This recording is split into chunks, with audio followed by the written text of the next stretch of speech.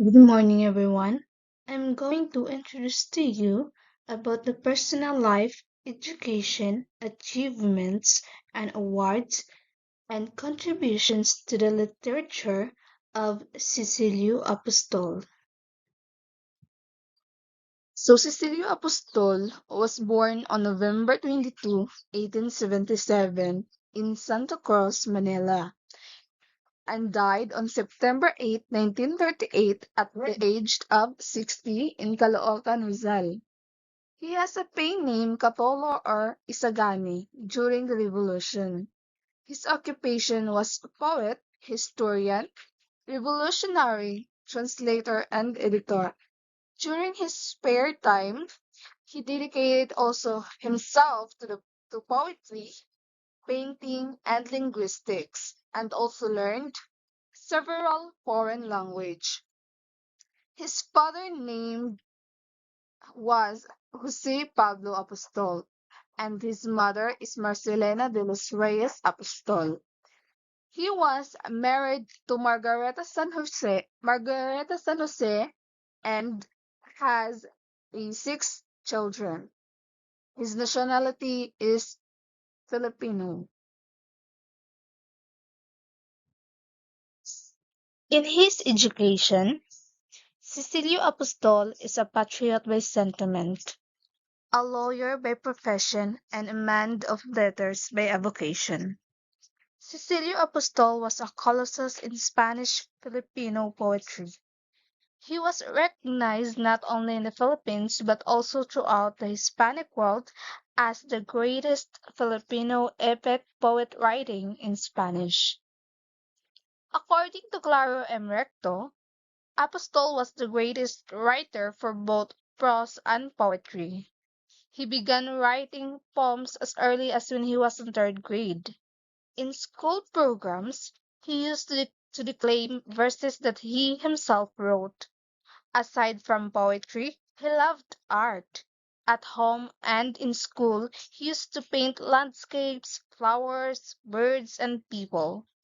After his elementary education, he enrolled at the Ateneo Municipal where he obtained his Bachelor of Arts degree in 1894.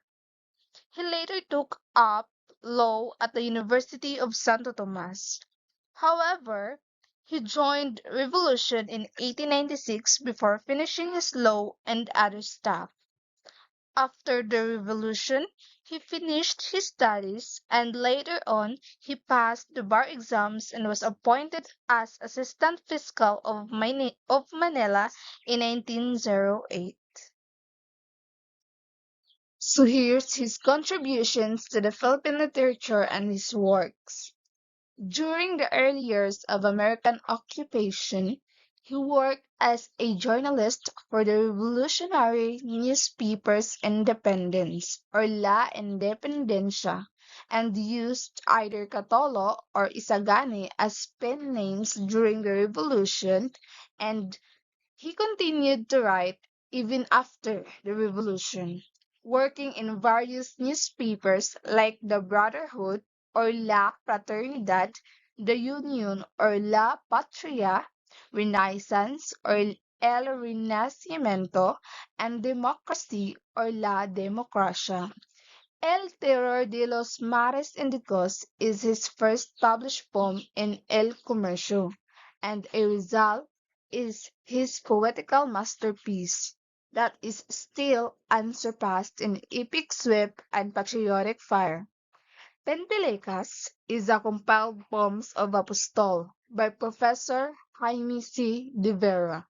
Included in this collection are Al Hero Nacional, that is dedicated to Jose Rizal, Mi Raza, El La Bandera, La Siesta, Sobre el Lento, that is dedicated to Mabini, Paisiyay Filipino, A Emilio Jacinto, Los Martires Anónimos de la Patria, and El Solo de la Independencia.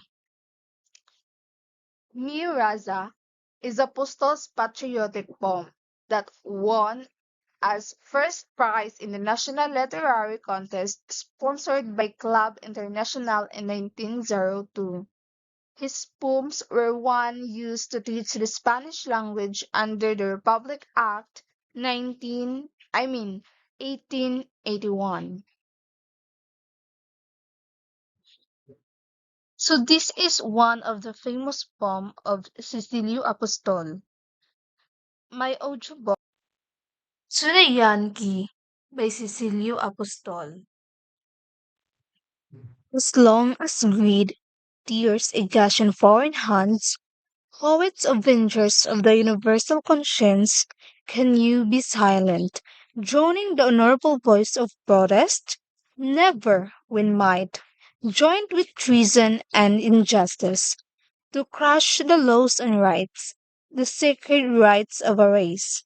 When the sons of the infamous Judas felt the fate that has been sworn, when the whimper of weak peoples they answer with animal laughter, when the holy right is bartered in the banquet of human ambition, as when the Yankees toast a nation to the sound of cannon, silence is impossible.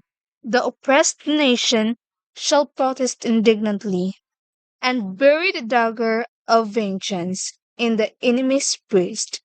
This unredeemed people may perhaps succumb in the struggle, but only its corpse can be yoked by alien tyranny. Yankee, if you defeat us, with the powerful weight of weapons, you will not live happily, because you are hated, even in the air of my native land. Yankee, if my verses survive me, their words will echo in the centuries to come, the eternal hate of the eternal outcast.